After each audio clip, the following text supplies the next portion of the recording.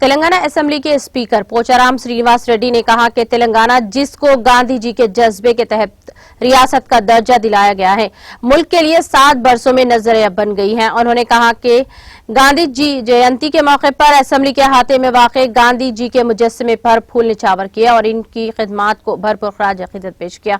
इस मौके पर मीडिया से बात करते हुए उन्होंने कहा कि तमाम की मुत्तहदा जद्दोजहद के नतीजे में मुल्क की आजादी के सम्राट तमाम के पहुंचने चाहिए। इनसे ही गांधी जी की आत्मा को शांति मिल सकती है। अदम तशद्दुद के नतीजे में ही मुल्क को आजादी हासिल हुई है। गांधी जी के अदम तशद्दुद की राह पर तेलंगाना रियासत गामजन है। तमाम को गांधी जी के बताए हुए असूलों पर अमल करने की जरूरत है। इस मौके पर तेलंगाना कानून साज कौंसिल के उबूरी सदरनशीन भूपाल रेड्डी, वजीर प्रशांत रेड्डी, रुकनी कानून साज कौंसिल के कविता और दूसरों ने भी गांधी जी के मुजस्समे पर गुलाए अकीदत पेश किया। పునరంకితం కావాలని ఈ రోజున నేను వేడుకుంటున్నాను। నాయకులు, ప్రజాప్రతినిధులు, ప్రభుత్వ అధికారులు మనమందరం స్వాతంత్ర భారతదేశంలో ఒక బాధ్యత గల వ్యక్తులం।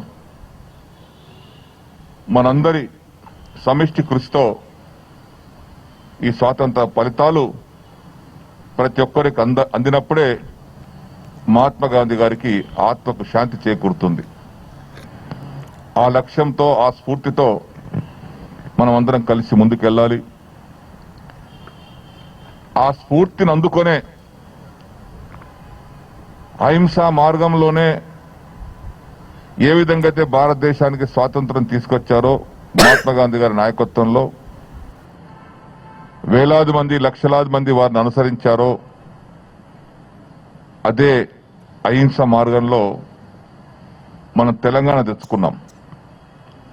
కల్వకుంట్ల చంద్రశేఖరరావు గారి నాయకత్వంలో, కేసీఆర్ గారి నాయకత్వంలో ఒక్క నెత్తురు తెలంగాణ బిడ్డ యొక్క ఒక నెత్తురు చుక్క కూడా తెలంగాణ గడ్డ మీద పడకుండా, భూమి మీద పడకుండా అహింస మార్గంలోనే, శాంతి మార్గంలోనే।